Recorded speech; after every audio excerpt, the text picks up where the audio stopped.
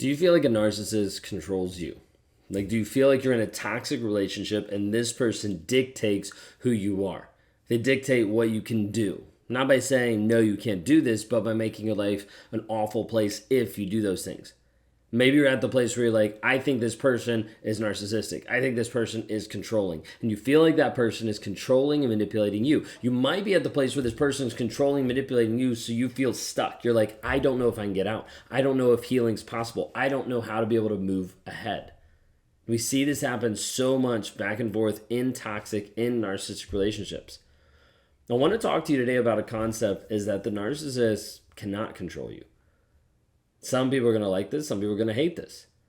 But I want to walk you through a process and a thought process of actually seeing and understanding that he doesn't control you. There's other things and other factors that are actually the main thing controlling you, but it's actually not the narcissist. If you guys are new here, my name is Ben Taylor. I'm a self-aware narcissist on this channel to provide awareness about narcissistic abuse, what it looks like, how it shows up, talking through examples in my life, talking through things that I've learned in my life. Also to bring about not just awareness, but healing in this space to help people grow, heal, and change into the person they were called to be, and ultimately continue to graduate into our Thriver community, which is focusing on developing, helping people maximize in their relationships, in their fitness, in their business, in their going back and forth with their spirituality, with connection to others. So many different pieces there. That is what we focus on. If you want to talk to me one-on-one, go to rawmotivations.com, click on one-on-ones. Would love to talk to you there. Okay? Now, when I say this, the narcissist doesn't control you, how does that sit? Is that frustrating? Is that annoying? Maybe you're like, that doesn't make sense. He does control me. I want you to pause and I want you to just take a minute to sit back. I want you to consider a different possibility than what you might be thinking. The end of the day, when a person controls another person, we're typically thinking like, hey, they control my responses. They control my reactions. They control how I'm showing up on a day-to-day basis. And while that feels true, and it might resonate with you in so many different levels, I don't believe it's 100% true. You're like, wait a second, I've been through this. This is how I respond, this is how I react because of this person. And again, while there's a piece of that I understand and I see your perspective of it, I don't actually think that's 100% true.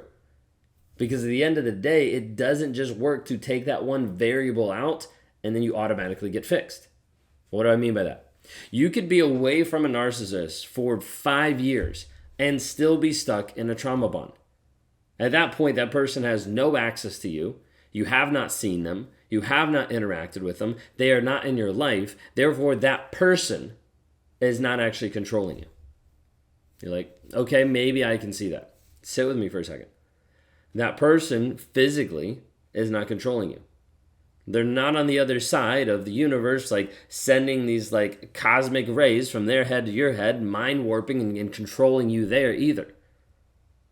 What's actually controlling you? What's controlling you is not the narcissist. What's controlling you is what's up here. What's up here is the thoughts, the ideas, the things that are there that are limiting you in certain aspects. Now, these might look like, we'll phrase them as limiting beliefs. Things you don't think you're good enough, things that you can't move forward in your healing process because of something that you believed from that toxic person. Sometimes we talk about these on the social media channel in several of our healing platforms in the form of stories. Now, what are stories? Stories are made up all around. And I want you to think that stories a lot of times are the perception of reality that you currently are in. These stories have had this progression in your life to learn and develop you into the person that you are today. Now, these stories didn't just randomly pop up. They came first off as a product of your upbringing, your parents, your influences, your friends early on were people who impressed stories upon you, how you showed up to the world, what the world was like, how that actually happened. Sometimes we refer to this as perception. But then you start hearing other different stories from your education system, from your religious organization, from previous partners that you've been, and you start to take these stories and you start to put them into your mind over and over and over, and that's what you filter your current reality in. Now, what happens when you get with a narcissist? When you get with a narcissist, a whole different aspect starts to transpire. You start to get in with this toxic relationship, and what this does is you start to get more stories implanted on you.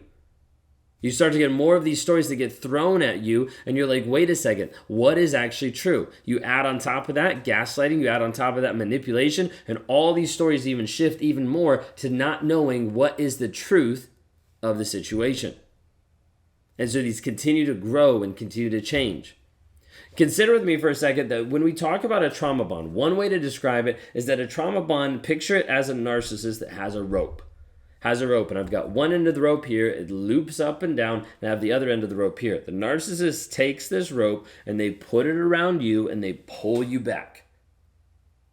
This rope is one singular story. This rope is one story that says, you are not good enough without me. So they take that rope and they put it over you and they pull you back. Whether that's a Hoover, whether that's rumination, whether that's just free mental space that he's taking up in your mind, like this is what happens. The problem is over a period of time, these happen over and over and over again. The narcissist will push you away, pull you back, push you away, pull you back, and get you to the place that you start creating your own stories, your own version that says, wait a second, I'm not good enough. No one's going to want me. I'm never going to find love. No one's going to want a single mom. Like, this isn't going to work. Maybe I should just stay. Maybe this is the best I'm going to get. Maybe this is all I deserve. And you'll start to sell yourself on a different version of reality because of the stories that have been impressed upon you and the stories that you believe. This is the part that people don't like to do the work. This is the part where the narcissist has impacted your life for such a long period of time. You get to the place you're like, it's all about him controlling me. When in reality, it is about you letting things control you. Not the other person, but the mindset, the thought process, the stories that you believe. But typically we can't come out and just say, hey, you're believing a story, you're believing a lie, because people are like, no, I'm not, and they run away from their healing. So what do? We actually help people walk them through the process of breaking the trauma bond, of helping them understand that they have stories, that they have lies that have been impressed upon them from the toxic person. They start to break those down, and then it opens up a new reality. It opens up a new capacity for them to be able to heal on a different level. What this looks like in that illustration is they've got thousands of these ropes and these ties put around them over and over and over again. So we work with them to break one.